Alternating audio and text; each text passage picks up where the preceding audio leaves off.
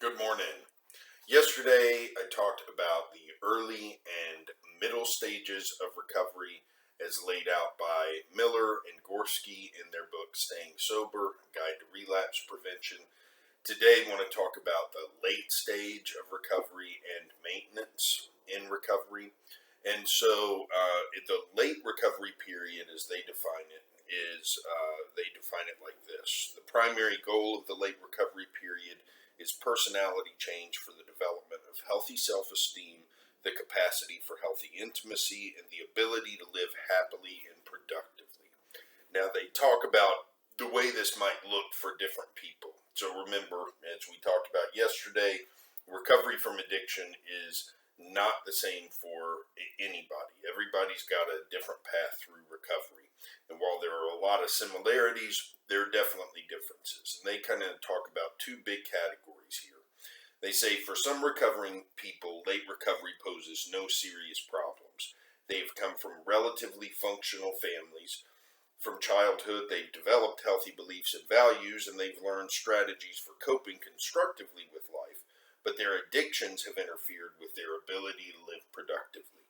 For these people, recovery means rehabilitation and returning to a previous level of health and well-being. Other recovering people are not so fortunate.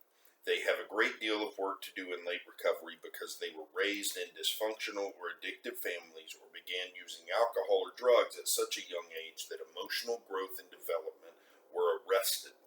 They have never learned normal, healthy beliefs and attitudes about life and living.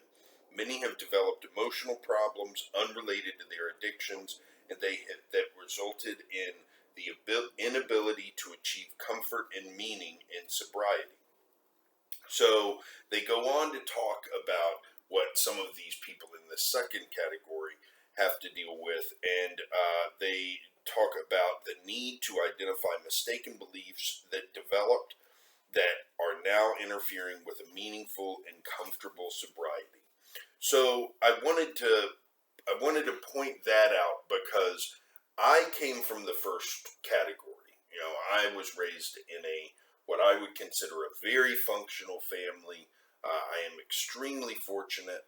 I, in my addiction, abandoned the values that I was raised with as a child, and yet even in my recovery, I still have some of these mistaken beliefs that they talk about that I had to work through.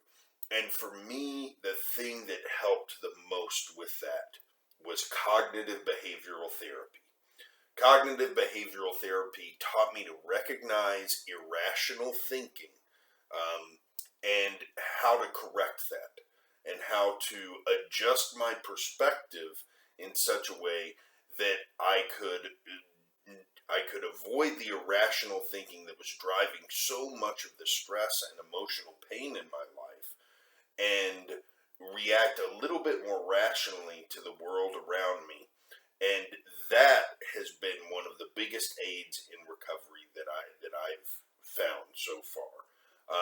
So I just wanted to mention that to encourage anyone who is in either of these situations, that if you find your coping mechanisms lacking, if you still find that in your recovery, in your sobriety, you're undergoing a significant amount of mental anguish, cognitive behavioral therapy might be something to explore, because it did wonders for me.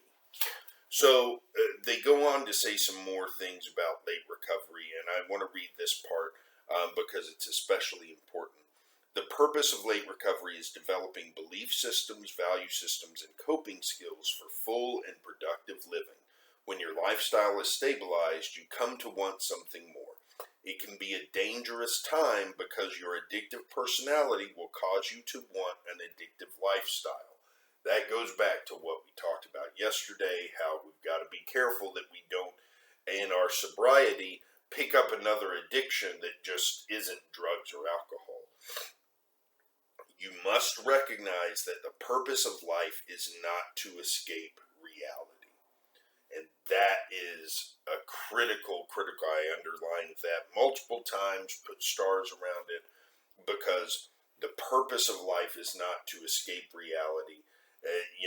That was my purpose for years and years, was how do I, in fact, I would tell people, I love to augment or change reality to my benefit by using drugs and alcohol. I thought that was the best part of my day, was when I got to, shift reality to better fit what I wanted by consuming drugs and alcohol.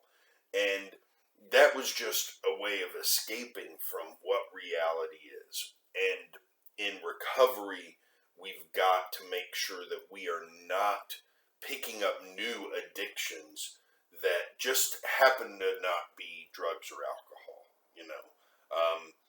For me, I mean, one of the things that I admit is a problem for me is that I really like sweets at the end of the day, and I have felt a little bit of addiction in there, where the thought of going without sweets at the end of the day causes mental anguish for me.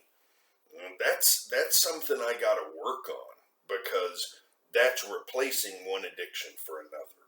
So, we've got to recognize those things when they come up and be willing to work on them as they do. So, late recovery is a period for personal growth, spiritual growth, and that is where we start to be able to form more intimate relationships with other people. I feel like I'm starting to get there, but I do feel like the middle recovery stage, it fits me a little bit more. Tomorrow I'll read a little bit about the maintenance stage, and then talk some about partial recovery, which is what many people are able to achieve before sliding back into relapse. So, hope you all have a great day, and I'll see you back here tomorrow.